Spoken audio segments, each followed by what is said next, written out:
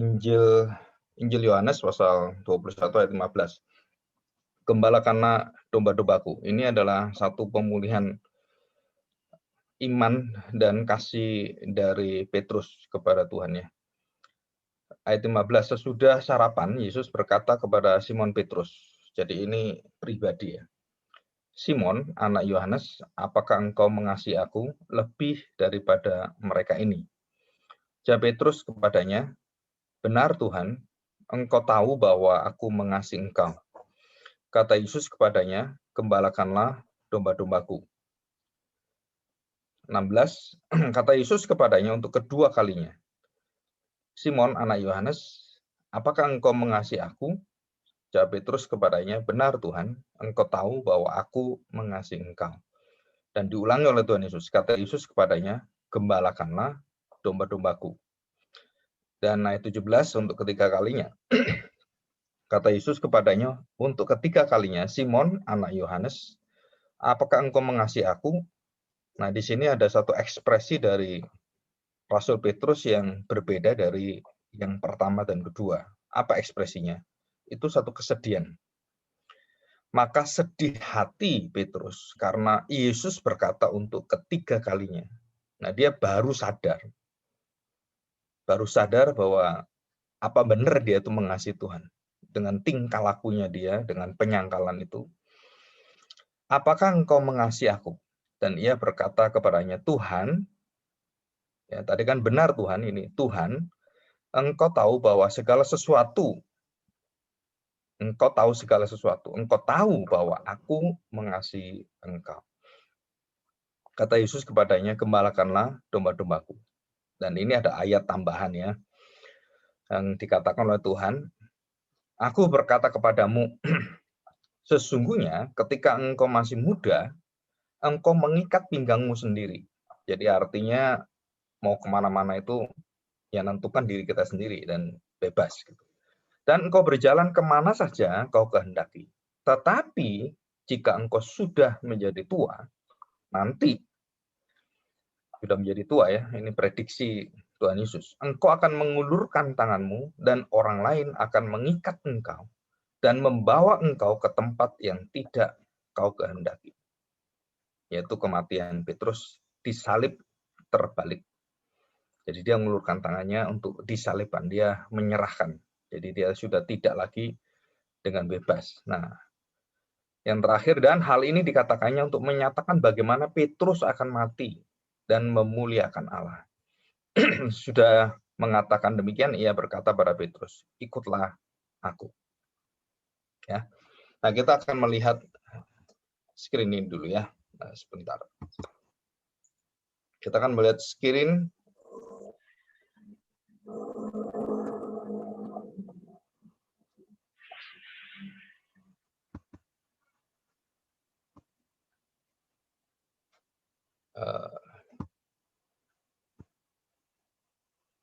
Ya, ini kita akan lihat di sini ya.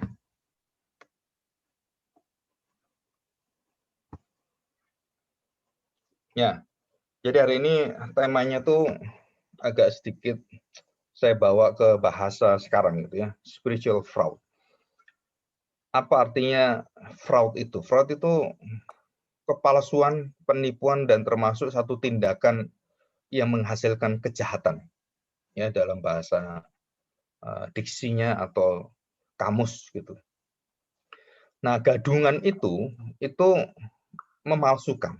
Jadi memalsukan dan seolah-olah itu benar tapi dalam hatinya tuh nggak benar. Nggak seperti itu. Jadi sikap dari Petrus itu yang sangat luar biasa dan mungkin kita bisa kagum gitu ya. Bagaimana cepat tanggap dia, reaksi dia, respon dia, dan menghasilkan satu penutup dalam hidupnya dia dengan satu yang tidak pernah kita bisa bayangkan. Apa itu? Penyangkalan terhadap Kristus. Jadi ini menyedihkan sebenarnya. Jadi begitu baiknya dia dari awal sikap dia. Nanti kita pelajari sedikit secara singkat ya. Bagaimana sikap dia, respon dia. Tapi ujungnya itu satu kematian sebenarnya. Imannya gugur. kalau tidak didoakan oleh Tuhan Yesus. Nah ini, jadi kalau saya bisa bayangkan Tuhan Yesus apa yang diharapkan dari Rasul Paulus atau Petrus dan Rasul yang lain, itu adalah pengharapan yang sangat positif sebenarnya. Tapi yang dia lihat itu kemalasan, terus satu kebablasan gitu ya. Jadi kemalasan, kebablasan, iman yang serampangan, terus pengakuan-pengakuan yang tidak matang dan artinya itu asal ngomong sebenarnya. Jadi kalau kita perhatikan baik enggak seperti itu. Nah, kita akan belajar itu ya. Nah, kita akan belajar yang pertama itu reaksi dari Petrus dan nanti kita fokus ke penanganan bagaimanakah Tuhan Yesus menangani orang-orang yang berdosa yang begitu berat dan dia adalah pemimpin. Jadi kalau di dalam satu persekutuan, satu keluarga, satu gereja itu kita harus belajar dari sikap Tuhan Yesus yang lemah lembut tapi begitu tegas. Dan dia berkata pada Petrus, "Enyalah kamu, enyalah iblis." Ini bukan perkataan yang biasa, ini perkataan yang sangat-sangat keras sekali. Dan kalau orang diomong iblis itu sudah melakukan dosa yang tidak bisa ditolerir sebenarnya. Ya, tapi karena kasih Kristus yang begitu dalam, dia bisa menerima dan mengubahkan hati dari Petrus. Nah, kita akan belajar dari Lukas 22. Coba kita lihat. Lukas 22 ayat 32. Lukas 22 ayat 32. Saya baca dari ayat 31 ya. Demikian bunyi firman Tuhan. Simon, Simon, lihat, iblis telah menuntut untuk menampik kamu seperti gandum. Jadi iblis telah menuntut, mau mendakwa kamu, mau menjatuhkan kamu, mau ya artinya itu menghancurkan hidupmu. Dengan cara apa? Menampi kamu seperti gandum. Jadi menguji kamu, mencobai. 32, jelas sekali Tuhan Yesus mengatakan kalimat yang sangat menguatkan kita, dan ini juga berlaku bagi kita semua. Tetapi aku telah berdoa untuk engkau. Ini hubungan khusus ya, hubungan khusus. Dalam Yohanes 17, itu Yesus berdoa untuk semua orang percaya, bukan hanya Petrus. Tapi ini adalah hubungan yang sangat spesial. Tetapi aku telah berdoa untuk engkau, supaya imanmu jangan gugur. Jelas ini ya. Jadi kalau kita lihat sikap Paulus itu, Petrus itu sikap dia dan perkataan dia akhirnya itu menunjukkan keguguran. Jadi seorang ibu yang keguguran bayi itu ada kemiripan dengan apa yang terjadi dengan keguguran iman. Jadi sudah begitu baik, begitu bagus, terus apa yang terjadi? Keguguran. Jadi mati dalam perjalanan sebelum dilahirkan, gitu. Itu namanya gugur, bayi itu ya, keguguran.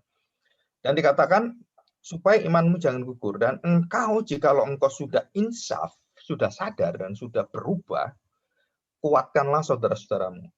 Jadi bukan pada dirimu, tetapi Tuhan mengubahkan kamu itu supaya kamu juga akan mengubahkan juga dengan cara hidupmu, pengalamanmu itu orang lain akan mengalami hal yang sama dan belajar dari kamu. Nah, kita sekarang belajar dari Rasul Petrus. Ya, 33. Jawab Petrus, Tuhan, aku bersedia masuk penjara. Dan bukan hanya itu, dan mati bersama-sama dengan engkau. Bayangkan, jadi bersedia menderita di penjara, bersedia dan menyediakan hatinya, tubuhnya, bahkan sampai mati bersama-sama dengan engkau.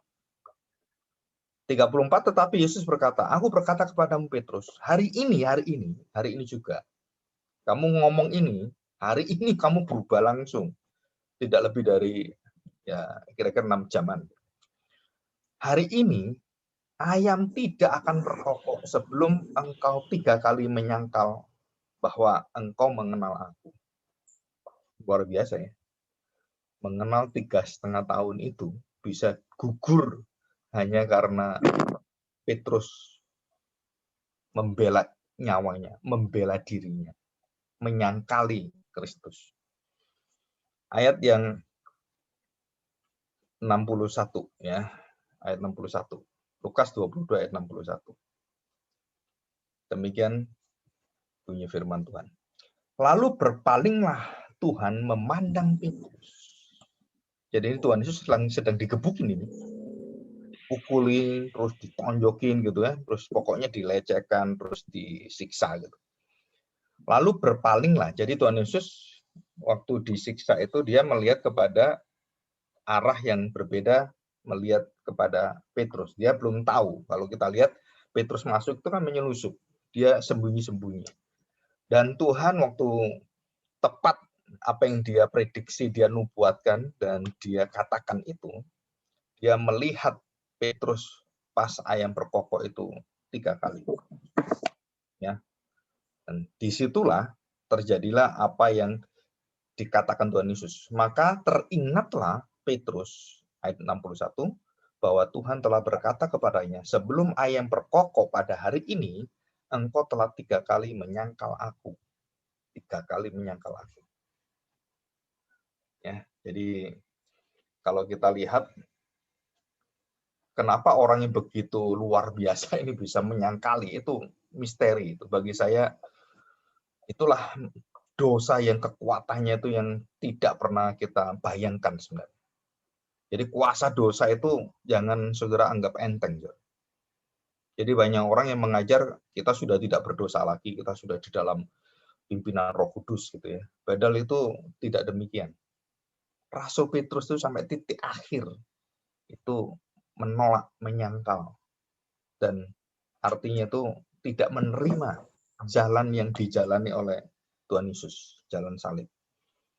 Dan dia menolak dengan menarik Tuhan Yesus dan berkata, jangan ke sana, jangan mau mati, jangan ditangkap, aku akan bela engkau. Ya. Nah, kita lihat Matius pasal 26. Matius 26 ayat yang 75. Ya. Matius 26 ayat yang ke-75. Demikian, maka teringatlah Petrus akan apa yang dikatakan Yesus kepadanya. Sebelum ayam berkokok, engkau telah menyangkal aku 3 kali. Jadi ini berkaitan dengan kokok ayam yang ketiga kali. Dia ingat bahwa dia menyangkal 3 kali ayam berkokok. Jadi 3 kalinya itu jadi terakhir, dan kemudian dia diingatkan Tuhan. Lalu apa yang terjadi? Lalu ia pergi keluar dan menangis dengan sedihnya, dengan sangat sedihnya. Dia meratap luar biasa. Dia nyesel luar biasa. Dan dia akhirnya membuang dirinya, dia melarikan diri dari hadirat Tuhan. Dan Tuhan tidak pernah melarikan diri dari hadirat orang berdosa. Tapi orang berdosalah yang melarikan diri dari hadirat Tuhan. Ya. Sekarang kita lihat ini. Nah, kita lihat. Lukas pasal 5 ayat yang ke-1 sampai ayat yang ke-11. Nah, saya hanya baca ayat ya. Ayat yang ke-8. Coba lihat kita ya. Reaksi dari Petrus. Reaksi dari Petrus ya. Perhatikan baik-baik reaksi dari Petrus begitu diminta Tuhan Yesus untuk bertolak mencari ikan lagi atau menjala ikan lebih ke dalam. Itu ada satu kalimat yang sungguh-sungguh membuat dia tuh sebenarnya enggan sekali untuk menaati apa yang Tuhan Yesus katakan. Tetapi karena menghormati Yesus, ya nggak apa-apa lah. Gitu. Jadi dia melakukan itu ya. Jadi bertolak ke dalam dan menebarkan jala. Ayat yang ke-8 perhatikan. Setelah terjadi satu keajaiban gitu ya, kedua perahu yang datang itu penuh dengan ikan. Dia pikir nggak ada ikan. Gitu. Nah, sikap daripada Simon itu luar biasa. Ayat yang ke-8. Sikapnya itu luar biasa. Ketika Simon Petrus melihat hal itu, kejadian yang sangat luar biasa itu, boleh katakan di mata Simon itu ajaib itu. Bisa menangkap ikan begitu penuh, nggak pernah seumur hidup dia menangkap ikan sebanyak itu. Dan itu kapal-kapal lain juga datang dan penuh diisi. Dia berkata demikian. Ketika Simon Petrus melihat hal itu, ia pun tersungkur di depan Yesus dan berkata, Tuhan, pergilah daripadaku, karena aku ini seorang berdosa. 9, sebab ia dan semua orang yang bersama-sama dengan dia takjub oleh karena banyaknya ikan yang mereka tangkap. Ya. Ayat yang ke-10, demikian juga Yakobus dan Yohanes, anak-anak Zebedeus, yang menjadi teman Simon. Kata Yesus kepada Simon, jangan takut, mulai dari sekarang engkau akan menjala manusia. Ya, kita tidak bahas tentang ini. 11, dan sudah mereka menghela perahu-perahunya ke darat, mereka pun meninggalkan segala sesuatu lalu mengikut Yesus. Coba kita lihat ya, spontanitas dari Rasul Petrus, tidak ada orang lain yang mendahului, dan dia yang pertama berinisiatif. Dan Tuhan melihat orang-orang seperti ini punya karakter yang boleh dikatakan rada sanguin ini ya, sanguin gitu. Dan dia bersikap apa adanya dan terbuka dan tidak tertutupi, yaitu sikap dia gitu. Tetapi seringkali itu adalah sikap-sikap yang tidak menjamin menuju kepada kerohanian yang baik, yang sempurna. Enggak, itu enggak menjamin. Dan itu malah menjadi satu bumerang bagi Rasul Petrus. Nah, kita harus hati-hati, kita harus belajar juga. Dan apa yang dilakukan oleh Petrus itu, dia sangat-sangat menghormati dan dia spontan dia lakukan itu. Nah, dalam Matius 14 ayat 28, kita nggak usah baca gitu ya. Reaksi dari Petrus yang melihat kejadian yang ajaib juga. Dia melihat Tuhan Yesus berjalan di atas air di tengah-tengah laut itu ya. Yang gelap, yang malam itu. Mereka ketakutan, pikir ini ada setan, ini ada hantu. Yang terjadi adalah Petrus memberanikan diri untuk meminta Tuhan mengundang dia. Jadi sikap Petrus itu, rasul yang lain nggak punya sikap itu. Dia menjadi seorang pemimpin yang luar biasa ini. Jadi banyak orang motivator, baik motivator Kristen atau bukan, itu yang membawa sikap-sikap seperti ini menjadi satu landasan orang melakukan kesuksesan ke depan gitu ya. Padahal kita lihat yang dilakukan Pak Petrus ini, Rasul Petrus ini banyak sekali menuju kepada kehancuran, kegagalan. Karena kalau kita lihat bahwa kekuatan kita menjadi ukuran kita pasti jatuh. Dan kita seringkali jatuh seperti itu.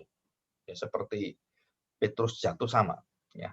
Jadi sikap dia itu sangat menggebu-gebu, semangat, dan kalau orang Jawa mengatakan itu akas gitu ya. Akas itu segera bertindak, segera cepat-cepat untuk melakukan pekerjaan, tanggap sekali. Jadi cepat tanggap gitu. Nah, kemudian pada Matius pasal 17 ayat 4, ini sikap-sikap Petrus ya, yang mendahului orang lain dan orang lain belum bertindak, belum berkata, dia sudah maju.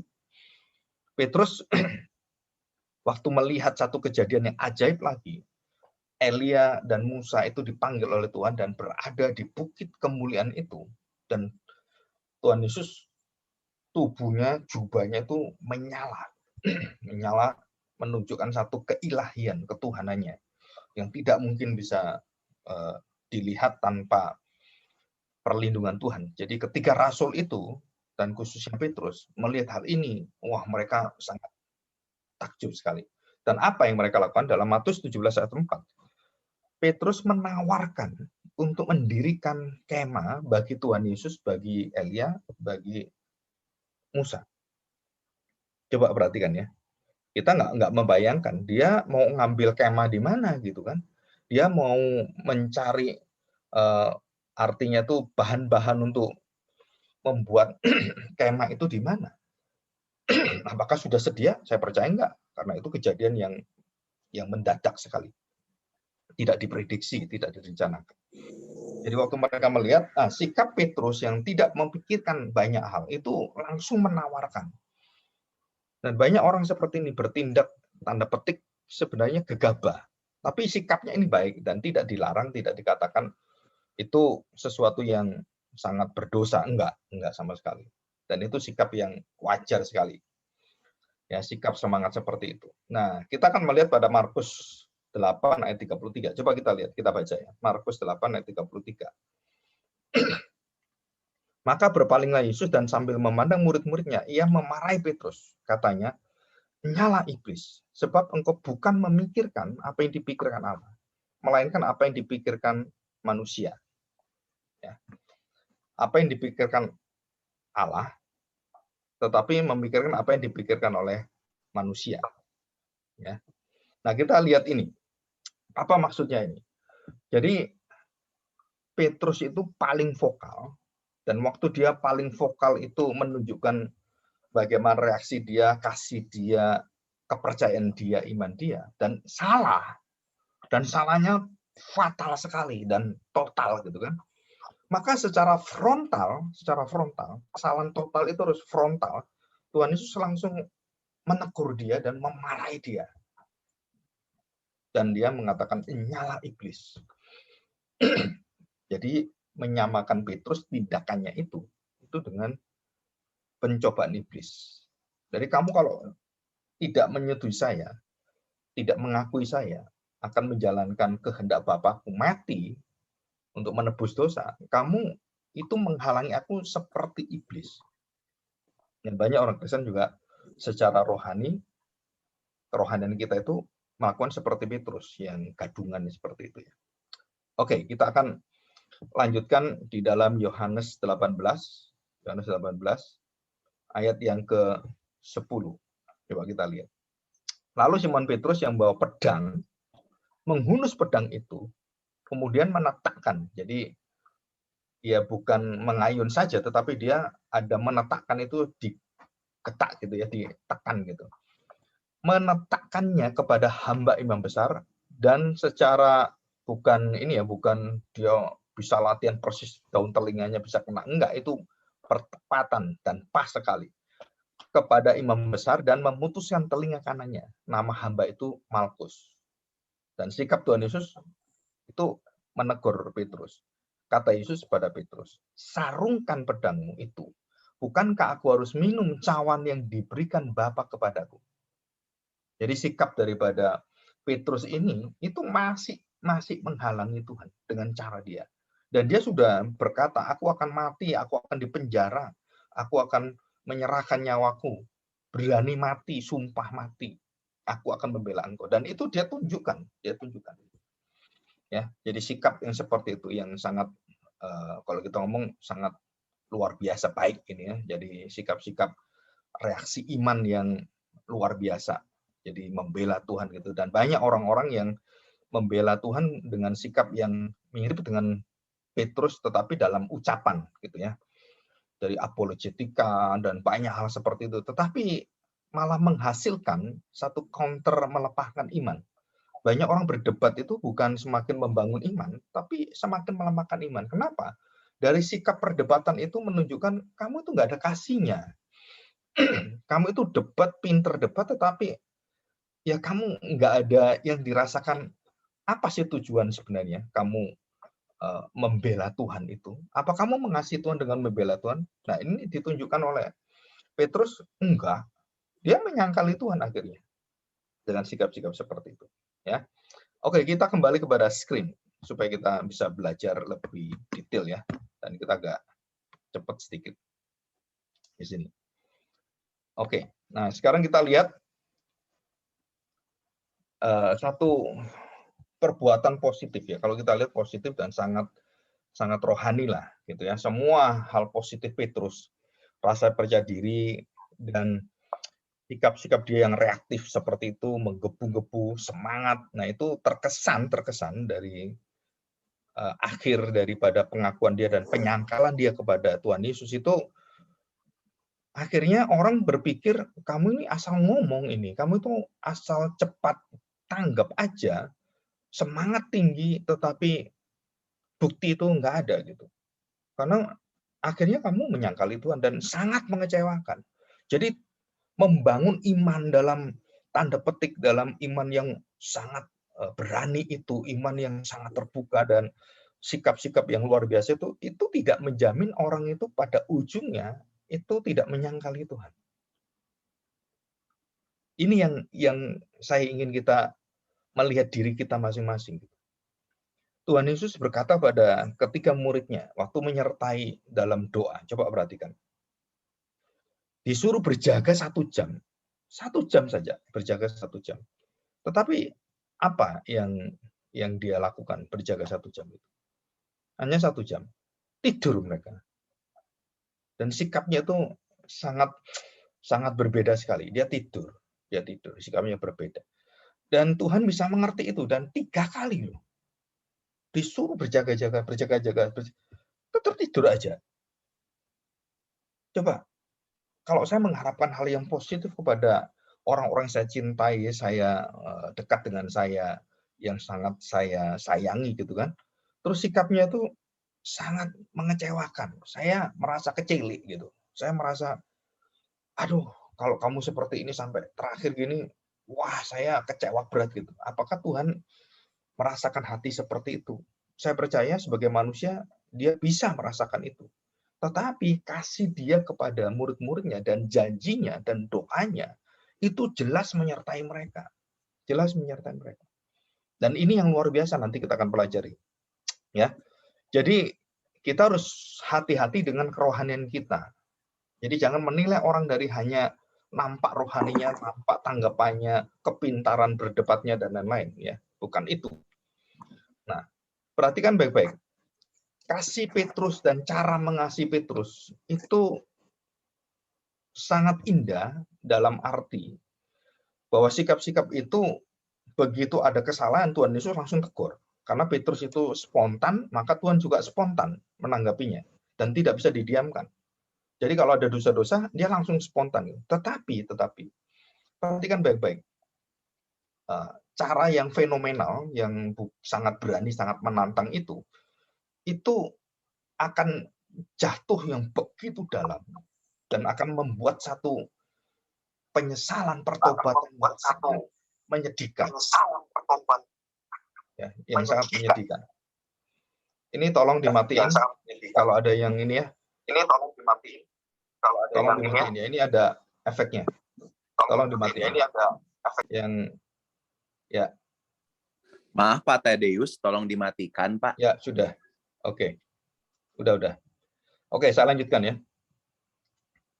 Nah, jadi kalau kita lihat sebagai manusia, sikap dan reaksi daripada Petrus itu sangat berani, sangat terdepan gitu kan, dan boleh katakan wah ini satu kerohanian yang sempurna. Nah di situ kita lihat mulut dia yang akhir adalah menunjukkan bahwa itu semua tidak ada harganya. Itu semua gugur semua. Iman dia tuh gugur semua. Karena sikap yang tidak mengaku menyangkali itu menghapus banyak hal. Menghapus kebaikan-kebaikan dalam kerohanian kita. Dan boleh kita katakan, kamu tahu seperti ini namanya gadungan ini. Nah, fraud. Namanya fraud itu ya. Namanya kamu nipu saya. Kamu ngecewakan saya gitu. Nah, gitu kan. Nah, tanggapan Tuhan Yesus atas sikap Petrus ini itu hal-hal yang tertentu dia frontal gitu ya. Kesalahan yang fatal itu dia frontal. Kesalahan yang boleh kita katakan ini tidak bisa didiamkan. Itu langsung ditindak oleh Tuhan Yesus. Tetapi untuk memulihkan Petrus, nah sikap Tuhan Yesus itu jauh berbeda. Bagaimana jauh berbeda? Dia kegagalan Petrus itu ditangani oleh Tuhan Yesus dengan sangat lembut sekali. Dan tidak di depan orang, tapi berdua. Jadi orang per orang, pribadi per pribadi. Nah ini yang sikap ini yang tidak ada dalam hidup kita. Nah, saudara coba praktekkan. Jika saudara melihat anak-anak saudara itu walaupun kecil, saudara kalau dia melakukan kesalahan, saudara jangan sekali-kali saudara hina dia di depan orang. Petrus itu waktu ditegur Tuhan Yesus tidak menghina Petrus. Dia hanya mengatakan kalimat apa yang dia lakukan itu salah. Dan dia tidak pernah dasar kamu goblok gitu kan, dasar kamu enggak sama sekali, enggak ada itu. Jadi dia dengan tepat porsinya dan waktu dia memanggil Petrus kembali dan dengan kelembutannya itu bersifat pribadi. Kenapa? Karena itu membangun satu pemulihan itu tidak di depan orang loh. Tidak di depan orang. Jadi dosa bisa dinyatakan secara umum. ada dosa dari hamba Tuhan ini yang dilakukan dan kita beritahukan secara umum gitu. Tetapi saudara harus tahu, sikap daripada Tuhan juga menjadi sikap daripada gereja, sikap kita semua. Kita harus menyediakan satu hubungan pribadi untuk membangun orang itu. Dan ini tanggapan dari Tuhan Yesus yang sangat indah. Jadi dia mendatangi Petrus yang sudah menjauh, yang akhirnya dia masuk ke dalam hidup yang lama, menjadi nelayan lagi, menjadi penjala ikan lagi. Padahal dari awal Tuhan Yesus mengatakan, kamu akan menjadi penjala manusia. Loh kok kamu balik penjala ikan lagi? Dan Tuhan Yesus datangi mereka pada waktu mereka bekerja menjadi nelayan di laut. Petrus dan semuanya. Jadi coba bayangkan, dari dipakai Tuhan dengan luar biasa, bisa balik ke dunia yang lama. Dan Tuhan mendatangi Petrus itu dengan satu, apa ya, jadi kalau dia kecewa itu, ngapain dia datangi kamu? Enggak, karena dia mempunyai kasih yang melampaui dari kekecewaan, kecilik, dan boleh dikatakan kegaduhan daripada iman dari Rasul Petrus ini. Dan dia mendekati secara pribadi dan membangun Petrus secara pribadi. Nah, ini perhatikan. Ya, baik kita berhubungan suami istri gitu ya, dengan anak kita, dengan pekerjaan kita. Saudara lakukan ini. Itu akan membawa hati orang yang salah itu nyaman sekali. Dia merasa diterima, dia merasa dianakkan, dia merasa diorangkan gitu. Dan ini sikap yang sangat indah dari Tuhan Yesus yang diteladankan kepada kita dan dicontohkan kepada kita. Tapi kita ini itu senang ngolok-ngolok orang. Senang kita berada di atas orang lain. Nah, kamu salah ya, saya yang benar. Dan saya melihat itu dalam sepanjang pelayanan saya, itu sikap seperti itu malah ditunjukkan oleh orang-orang ahli Farisi, orang-orang ahli Taurat, orang Farisi, orang-orang yang rohaninya tinggi, termasuk di gereja itu pemimpin-pemimpin gereja dan para hamba-hamba Tuhan. Itu sikapnya itu berbeda dengan Tuhan Yesus. Maka di gereja harus ada satu satu sikap disiplin gerejawi yang sangat lembut sekali dan mendatangi orang itu pribadi. Jadi kalau pemimpin pribadi, dia datang pribadi, diajak omong dan dia ungkapkan itu semua. Dan apa ungkapannya? Dia mengembalikan. Dia menjanjikan kamu akan dipulihkan. Jadi bukan cuma teguran yang dikatakan, cuma hukuman, tetapi juga kamu akan dikembalikan. Kalau kamu menerima semuanya, apa benar kamu mengasihi aku? Maka dengan sedih, Petrus yang ketiga kali itu, dia sedih sekali. Dia mengatakan, Tuhan, kamu kan tahu bagaimana saya mencintai kamu. Walaupun saya gagal mencintai, walaupun iman saya akan gugur, tapi kan kamu tahu saya mencintai kamu. Nah, semangat Petrus ini tidak diubah oleh Tuhan. Semangat yang benar. Tetapi pengarahannya, caranya, itu dimatangkan oleh Tuhan. Dikembalikan pada rel yang benar. Ya. Nah, ini ya, kita lihat ini. Nah, bagaimana Tuhan Yesus mencoba untuk ini ya, di dalam perjalanan hidup dari Rasul Petrus ini, kita lihat pertemuan-pertemuan Tuhan Yesus itu menjadi pertemuan yang sangat pribadi sebenarnya, ya, dan banyak hal-hal yang bersifat pribadi. Jadi waktu Petrus jatuh dalam dosa, menyangkali Tuhan, dan setelah dia 3 kali menyangkali itu, Tuhan Yesus memandang dia. Jadi dia memandang Tuhan dulu, Tuhan tidak memandang dia. Karena digebukin gitu kan, disiksa, ditonjokin. Dan waktu dalam dia kesakitan itu, dia mengingat. Coba, luar biasa ya. Orang-orang yang rohaninya tinggi, itu dalam penderitaan, dalam kesulitan, dia nggak punya uang pun, dia masih memikirkan hal-hal yang bersifat membangun orang. Dia lemah, tapi dia masih memberikannya. Dia kekurangan seperti janda miskin, tapi dia memberikan semua hidupnya. Nah, ini sikap yang ditunjukkan secara rohani. Tuhan Yesus memandang pada Petrus dan mengubahkan hati Petrus masuk ke dalam penyesalan yang sangat gelap. Kesedihan yang sangat dalam sekali, dan dia membuang dirinya, dia tidak tahan sekali. Tuhan, aku orang berdosa. Dan itu terjadi lagi. Dia sujud di kapal itu, dia kemudian melihat Tuhan Yesus waktu disiksa, dan dia ingat perkataan Tuhan Yesus, dia menyangkali yang ketiga kalinya itu, maka dia lari Dia tidak tahan lagi melihat mata Tuhan Yesus. Kapankah kita seperti ini? Melihat Tuhan Yesus, melihat mata Tuhan Yesus. Dan kita lihat diri kita. Dan saya percaya, jika saudara pernah berdiam diri di hadapan Tuhan berdoa, dan kemudian saudara dipaparkan dengan satu kasih Tuhan, satu kehangatan Tuhan, dan memandang kepada kita, saudara kita nggak tahan. Secara rohani, kita akan tidak tahan di hadapan Tuhan yang maha sabar, maha suci, maha kudus. Kita akan mencoba dengan kekuatan kita untuk melarikan diri, seperti Petrus. Dan dimanapun kita melarikan diri, Tuhan akan datangi kita. Kenapa? Karena janjinya. Tuhan mengatakan, demi aku yang hidup. Demi aku yang hidup. Aku bukan mati. Aku bukan orang yang tanpa harapan. Tuhan Yesus mengatakan, aku akan mendatangi kamu dimanapun, sampai ke ujung langit pun. Dalam kitab Mazmur dikatakan, aku akan menarik engkau kembali ke ujung bumi, dunia sekalipun. Kamu jatuh dalam dosa seperti anak yang terhilang, anak bungsu itu. Akhirnya ditarik oleh kasih Tuhan. Dan dia berlari, dia datangi papanya. Jadi kekuatan itulah yang membuat Petrus diubahkan. Ya, dengan perkataan itu. Apakah kamu mengasihi aku melebihi dari semua ini? Rasul-rasul. Jadi kalau kita lihat kalimat Tuhan Yesus itu sangat unik sekali. Dia mengatakan melebihi dari mereka, dari kawan-kawanmu. Dan betul kalau kita lihat Petrus itu melebihi, lebih cepat, lebih semangat, lebih bergairah, lebih berani mati, dan lebih tanggap, lebih reaktifnya tuh sangat tinggi sekali. Dan lebih dari segala-galanya, apakah kamu mengasihi aku lebih daripada mereka? Dengan cara dipulihkan dengan yang benar, bukan dengan yang lama. Dan di situ Petrus sedih lagi.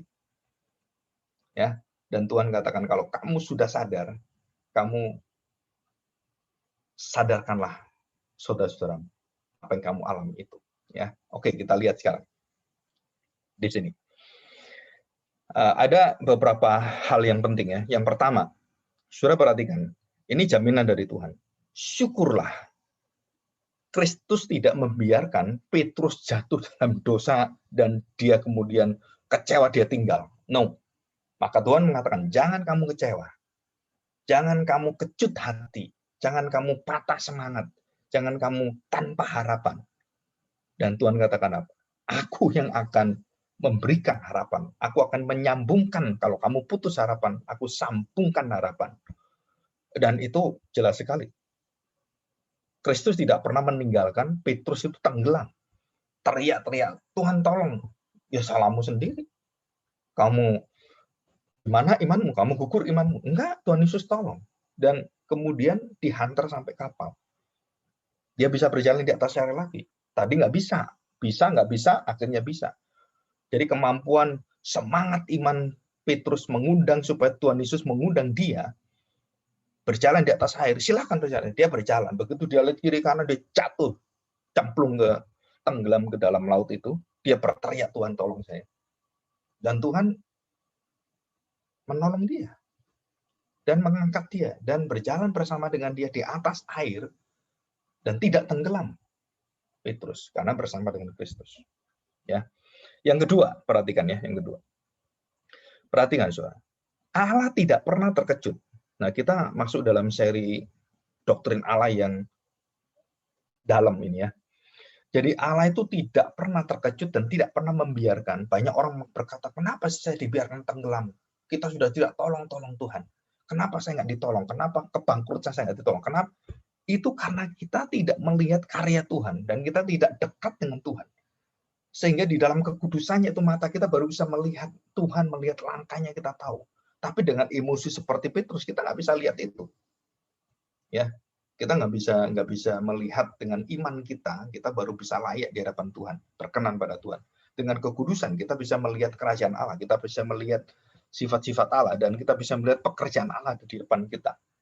Jadi Tuhan Yesus itu, atau Allah tidak pernah terkejut kalau anak-anaknya bisa jatuh dalam dosa seperti itu. Dan sudah diingatkan, mulai dari Adam dan Hawa, sudah diingatkan tentang larangan itu. Dan sudah diperingatkan hukumannya apa? Kematian. Jelas sekali. Jadi walaupun Tuhan tidak hadir secara fisik, dosa-dosa yang dilakukan oleh Petrus itu, saudara, kita harus tahu bahwa Tuhan sudah menyediakan hati. Tuhan sudah menyediakan hati. Tuhan sudah memberikan janjinya. Demi aku yang hidup, aku Allah Abraham, Allah Ishak, Allah Yakub.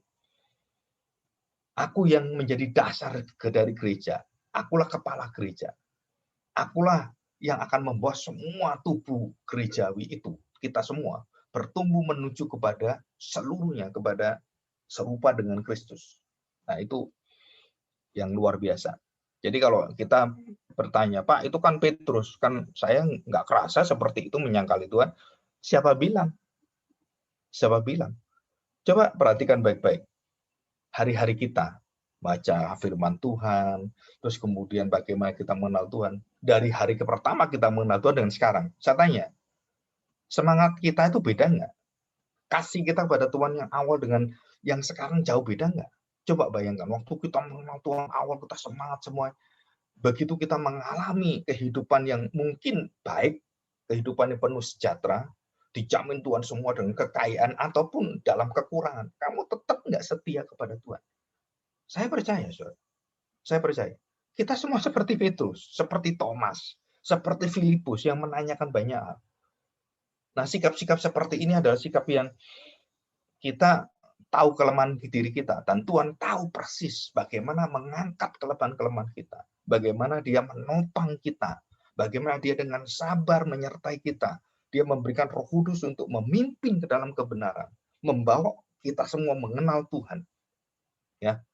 Nah, yang ketiga ini, perhatikan. Kristus itu suka memulihkan dan mengingatkan kita supaya kita tahu persis bahwa di dalam kelemahan kita, Dia tidak pernah melepaskan, meninggalkan kita, dan kemudian udah nggak mau dipakai gitu. Nah, ini yang sangat sulit sekali.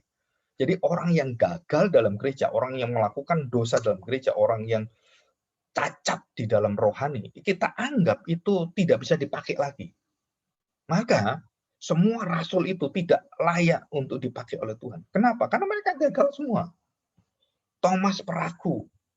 Yohanes menyombongkan hubungannya. Dia melihat ego hubungannya dengan Tuhan Yesus. Ingin lebih diperhatikan menjadi menterinya, menjadi orang-orang tangan kiri, tangan kanannya.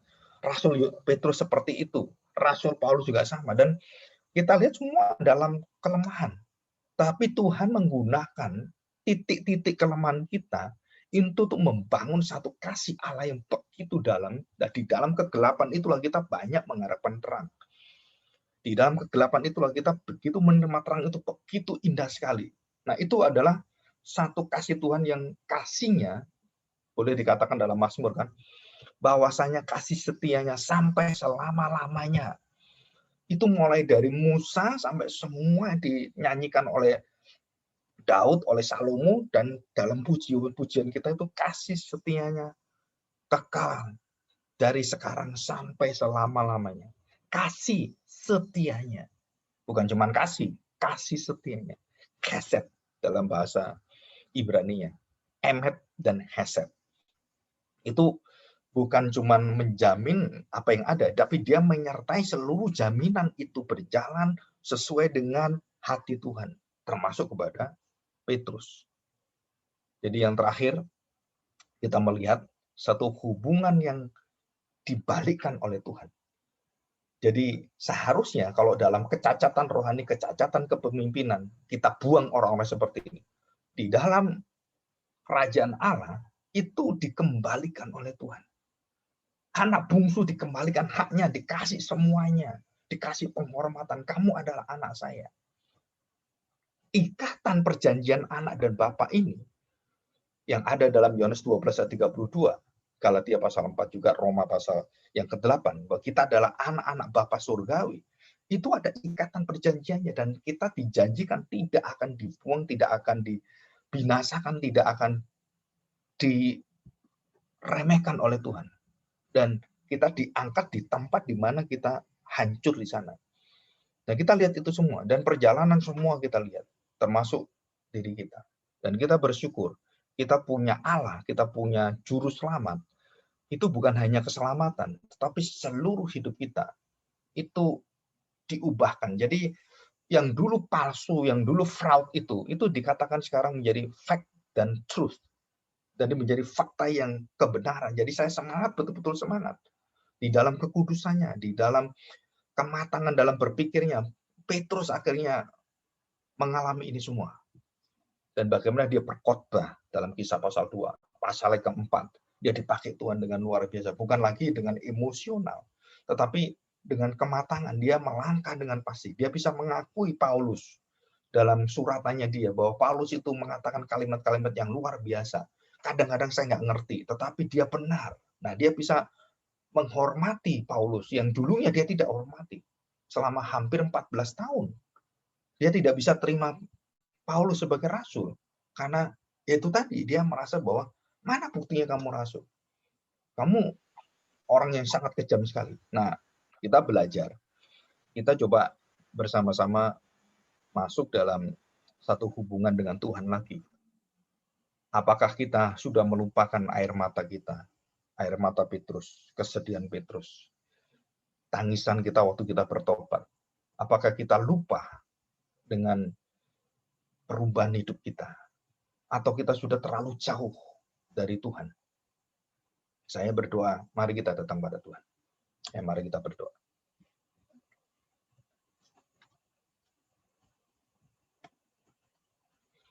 Mari kita berdoa. Bapa, kami bersyukur. Karena dalam setiap rencanamu, Engkau menyediakan satu kesabaranmu, satu hati yang begitu panjang sekali, satu belas kasihan dan kemurahan, kasih setia Tuhan yang mengiring seluruh hidup kami, dan kasih setiamu itu melebihi daripada hidup kami, Tuhan. Karena hidupmu yang menghidupi seluruh kehidupan kami. Dan kami serahkan bila kami yang sering lemah seperti Petrus, merenungkan supaya kami tidak kehilangan kasih Tuhan yang mula-mula itu. Semangat kami dalam mengiring Tuhan, melayani Tuhan. Tuhan tolong. Dalam kemalasan, seringkali kami kebablasan, dan juga banyak alasan-alasan yang kami bangun. Tetapi itu semua di hadapan-Mu adalah hal-hal yang sungguh Tuhan, bisa Engkau terima itu dengan pertolongan-Mu Tuhan. Bawalah mata kami supaya melihat kekudusan Tuhan, sehingga kami tidak tertipu dengan dunia ini, dengan pekerjaan kami, dengan pelayanan kami, dan juga termasuk dengan pengakuan kami, supaya sungguh-sungguh pengakuan kami adalah ada tanggung jawabnya, ada pimpinan Tuhan di dalamnya, supaya kami semakin mengenal Tuhan, semakin dikuatkan Tuhan, dan semakin siap untuk menghadapi segala tantangan dalam kehidupan kami. Terima kasih Bapak. Kami serahkan doa kami ini di dalam nama Tuhan kami Yesus Kristus. Amin.